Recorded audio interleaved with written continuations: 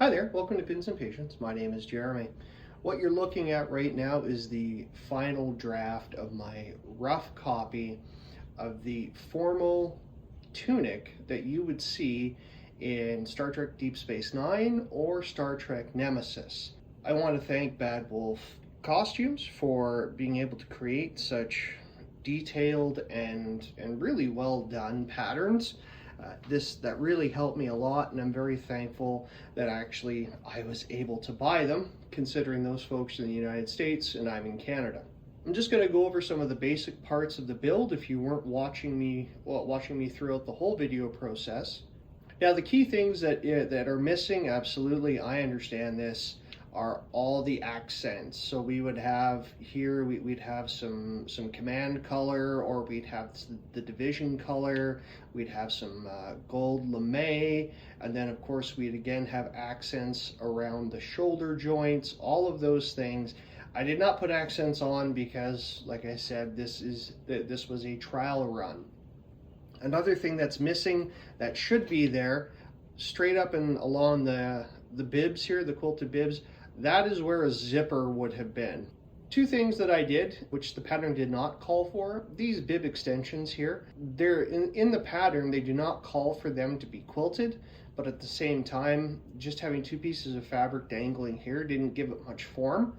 So I chose to add some cotton batting and run some quilting lines on there. That was kind of fun, I enjoyed it.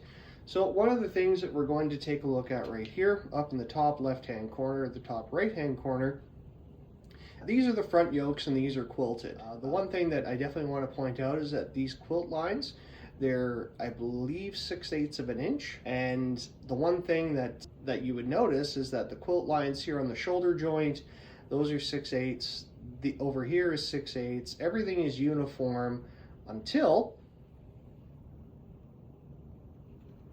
for some strange reason, I went from imperial to metric, and these quilt lines here are only, I believe they're only a centimeter wide. I'm just going to measure that. So yes, these are 1 centimeter wide, and I still don't know why I chose 1 centimeter. Honestly, it doesn't look too bad. I certainly don't mind the narrow quilting, but again, standard of uniformity, the two front yokes are 6/8 of an inch, the two side joints 6/8 of an inch, so I can't really say too much about that. I'll point out here the back of the collar. I had to adjust the collar when I was making it. It was initially too narrow for my neck, and then the second time I made it, it was too wide. So in this case, I split the difference of what the other two were and just made a cut down the center and then sewed them together, which actually turned out to be okay. Not something that I'd recommend to do on your final product, but that's what I did there. Some of the major challenges that I had working with this project are definitely the collar, lining up the collar lines directly with the bib facings here, going down that seam. Same thing with the other side. As you can see here, that this is loose. I wasn't able to properly get that connected. Why? Because this collar was not perfectly measured for this tunic. So again, learning process. The one thing I am happy about are the squared off seams and how the shoulder seam runs in line with the front yoke seam. I'm very happy with that. The same thing over here. Another thing that I'm actually quite happy with is that these two seams on the bottom, and I'll bring them together, those two are as even as I could possibly get, and for a first time build, I'm really happy with some of the quality that I was able to make. Best practices going forward. One thing I think with the quilting that's important for me is that I lost a lot of length in the cloth when I was running the quilt lines with the batten already inside of it. So I think my next process is I'm going to run my trace marks, of course. Then I'm going to sew the quilt lines along the actual cloth without the batten, and I'm going to leave a part open. And I'm going to do this on all the quilting sections so that one, the quilting is uniform all the way through, and two, I don't lose a bunch of fabric due to shrinkage, and I don't have to work so hard at stretching the fabric when I'm at my machine. That's my thought. Now, if you are a quilter and you have any sort of direction about that, please tell me, leave a comment. send me a message. I want to hear it. I need to hear it. The curves here and the angles here, they're meeting, they're joined. Again, I'm happy with the way this rough draft came out.